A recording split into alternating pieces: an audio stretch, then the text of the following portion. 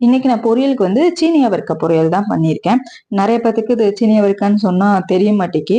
இது வந்து கொத்தவரங்காய் அப்படின்னு சொல்லி நிறைய பேர் சொல்றாங்க. ஆனா எங்க ஏரியால வந்துட்டு நாங்க சீனி அவரைக்காய், இல்ல சீன்றிக்காய் அப்படிதான் வந்து சொல்லுவோம்.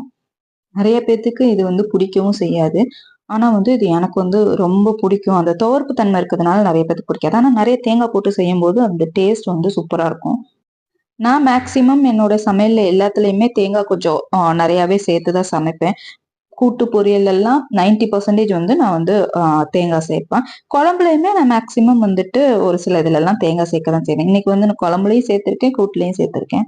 அது வந்து எங்களுக்கு பழகி போச்சு. நெறைய பேர் "குழம்புல தேங்காய் சேர்ப்பீங்களா?" அப்படின்னு சொல்லிலாம் வந்து எங்ககிட்ட நெறைய பேர் கேட்டிருக்காங்க. ஆனா எங்களுக்கு வந்து அது அ சேர்க்காம சாப்பிட்டா வந்து ஏதோ ஒண்ணு மிஸ் ஆகுது அப்படிங்கிற மாரியே தோணும்.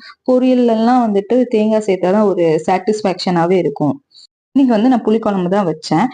கத்திரிக்காய், உருளைக்கிழங்கு, சுண்டல் இது 3மே போட்டு புளிக்குழம்பு வச்சுட்டேன். இந்த சுண்டல வந்து குழம்புல போடுறதுக்கு தான் கொஞ்சோண்டு எடுத்து தனியா வச்சிருந்தேன். எனக்கு பர்சனலா வந்து இந்த புளிக்குழம்புல சுண்டல் இல்லன்னா தட்டப்பயிறு இந்த மாரி ஏதாவது போட்டு செய்யறதுக்கு ரொம்ப பிடிக்கும். இதோட ஃபுல் வீடியோ பார்க்கணும்னா கீழ இருக்க லிங்க கிளிக் பண்ணி பாருங்க.